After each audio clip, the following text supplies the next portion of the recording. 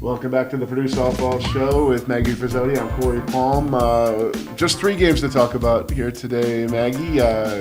Hi, how are you? Hi, Cory. I'm good. Good. I'm excited to be back. Good. I'm glad. It's sunny out. It's chilly out, but it's sunny out. Yep. So you can't ask for too much more than that for April. We'll jump right into last weekend. You guys hosted Northwestern, who is leading the Big Ten and probably in the driver's seat to take their 3rd Big Ten title in the last 3 seasons. They're one of the hottest teams in America. You take 1 of 3 from Northwestern and really played even with them in 2 of 3 games. Yeah. We'll go ahead and go through the weekend, but before we do that, did you learn anything about your squad from that series?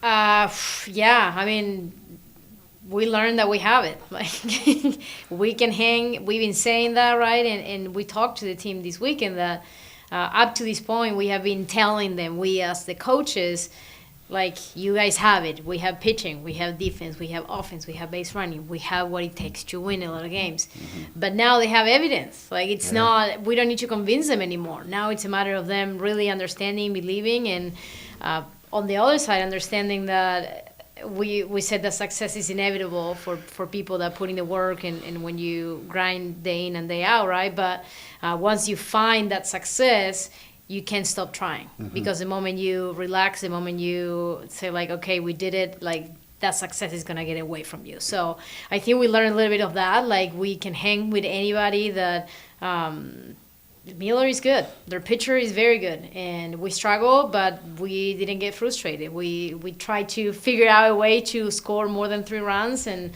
I think we learned that we're capable. That's what we learned this weekend. That's a great takeaway. I completely agree. It's so good to see evidence behind belief, and no doubt about that. And we'll start with Friday night. Alyssa Miller, probably front runner to win Big Ten Pitcher of the Year. You guys, she shut down a lot of people this year, but you guys got to her early. Runners stranded on third in the first and the second inning. Mm-hmm. Friday night. Mm-hmm. Timely hitting is so important in this game. And to take advantage of what are going to be limited opportunities. Could not do that on Friday night. We saw you were able to do that later in the weekend. But was it frustrating to be so close on Friday night and not be able to push a run across early? Friday night was frustrating because I felt like we didn't present our best selves. And that's the one thing that I don't know that we've learned yet. Yeah. I think we're still trying to figure that out. Like I was saying, right? Like if we don't show up like Purdue softball, if we don't show up every single pitch, nobody's gonna give it to us. Nobody's gonna give it to anybody. Like you gotta show up. You gotta present your best product. And if it's not enough, it's not enough.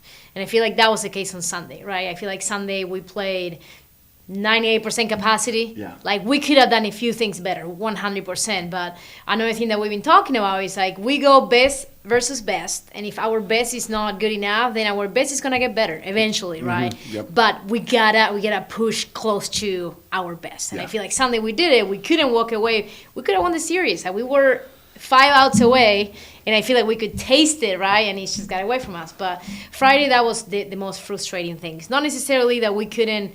Yeah, it's nice when we can score 1-2 runs, but overall, I just felt like we didn't have it on Friday. Yeah, and Northwestern coming in, they're a power hitting team. They don't run a lot, they hit a lot. Mm-hmm. And they got a couple home runs Friday night, ended that one early. But you guys, to your credit, you turned the page very quickly. Mm-hmm. And Saturday, the team came in with a fresh mindset and a fresh approach, and had a very different result. Mm-hmm. A 2-1 win on Saturday.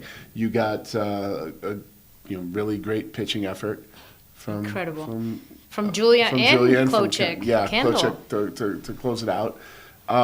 You got the timely hitting on Saturday that you weren't able to get on Friday night. Bottom of the 4th, 2 quick outs before Kendall gets hit by a pitch, and then Sage with. What did I tell you about Kendall Bailey? Yeah, we talked about it, I think, last week. Last week. She gets it done. Just hangs in there and does whatever needs to be done, and if that means getting, so be it. Yep. You get on base, and Sage with a single, Bailey gets to third. I thought almost had a chance to score on an overthrow at third, but they got a lucky bounce. Yeah. You wisely stopped. No. Sage able to advance to second on that throw, though. And then Tyrena Jones, double to left, scores 2.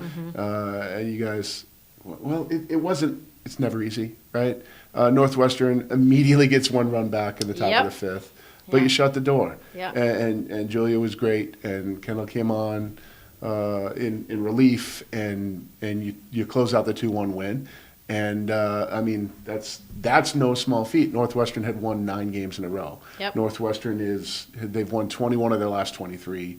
I mean, they swept Michigan. They're very good, and you hung right with them. You beat them on Saturday.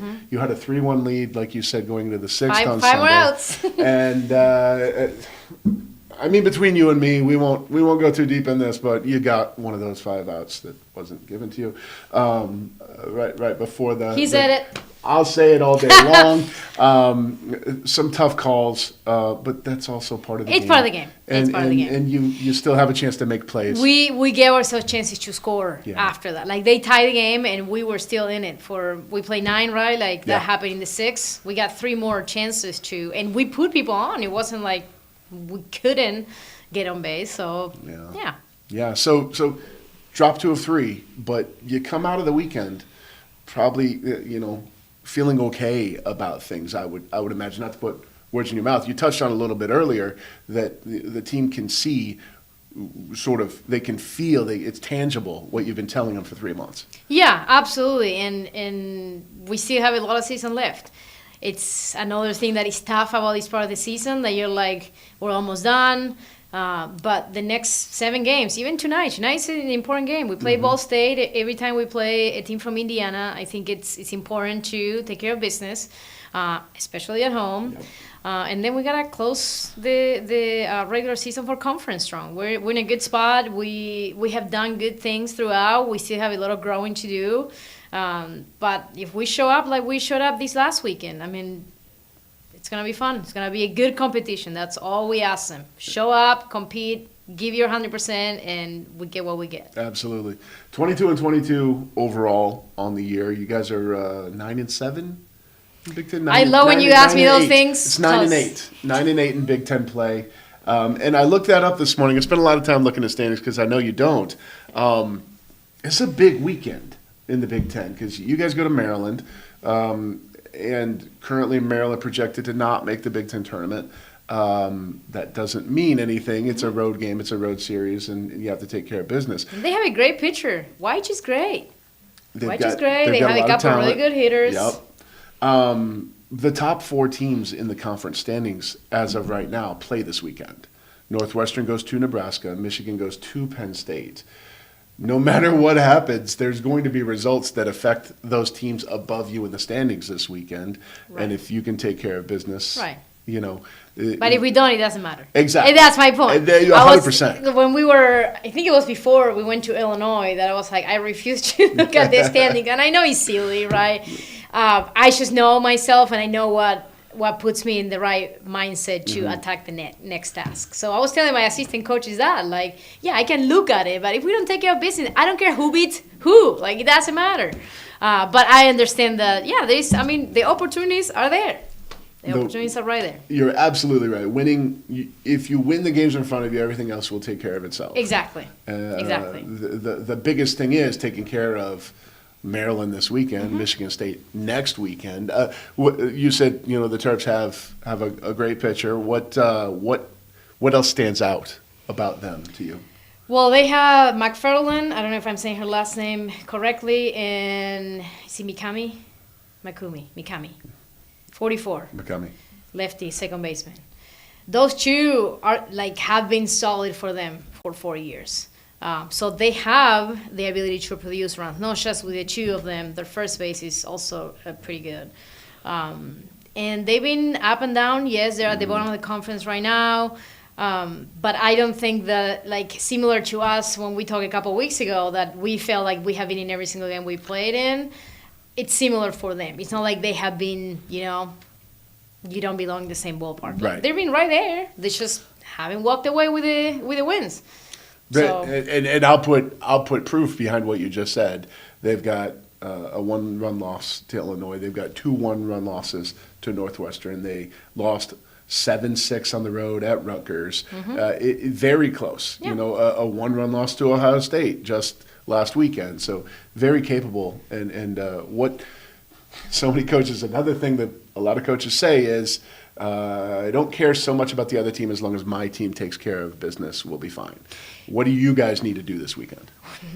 We need to hit the ball better. I mean, we had the timely hitting, right, this last weekend, but I don't think we hit the ball great overall. We had good hits. That's what we did. We need to hit the ball.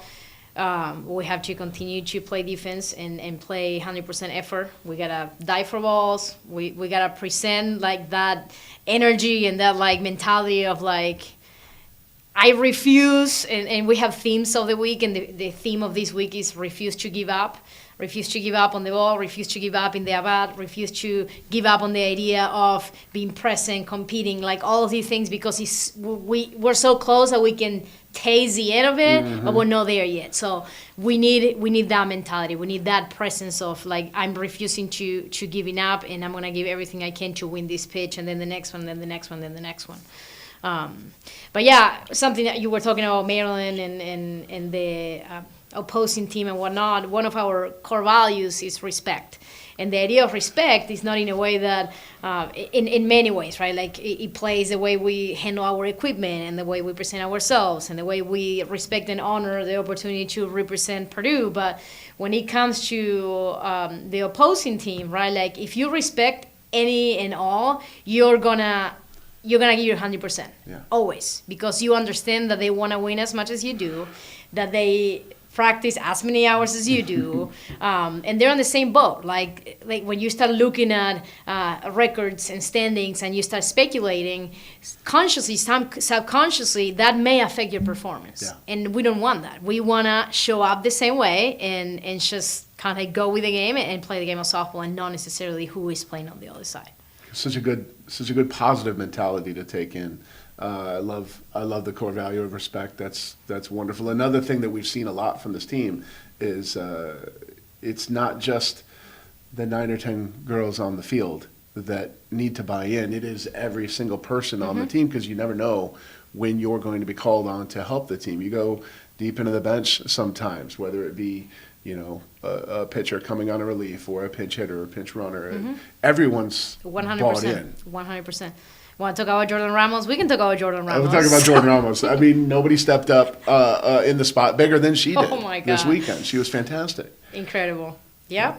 And, like, no preparation either. I was like, it was a moment of, like, this can work and it can be terrible. Let's go, Ramos. Your time to shine. And she's like, all right, coach, I got it. That's perfect. Yeah. That's perfect. Well, this show is airing actually during your game. We tape it, the magic of video or whatever. We tape it early on Wednesdays. You guys are playing right now against Ball State. We won't talk super in depth about the Cardinals. Hopefully you're taking care of business. One thing I wanted to bring up is, because it's the Purdue Day of Giving, there's a few more hours for you to really make a difference, and if how big of a deal it is to have Boilermakers buy into this program and to Purdue athletics. Yeah, it makes all the difference in the world, and I understand that it goes both ways, right? Like if we are giving the Purdue faithful something to be excited about, it's a lot easier to get behind and support. And so on our end, we're doing the best we can to give that and put out a team that people can be proud of and that want to get behind and rally behind. But it is important, right? It affects the ability for us to prepare at the highest level, to compete at the highest level, to continue to have the best facilities in the conference, our ability to give our student athlete a better experience that they already get. So it's huge. If they feel inspired and they want to help us a little bit more today, it's a good day to do so. Plenty of time, plenty of hours to get in and help make a difference for Purdue athletics and for Purdue softball. So, Maggie, we'll leave it there. I know you've got a game to finish up and an early flight to catch out to Maryland for tomorrow. Good luck against the Terps.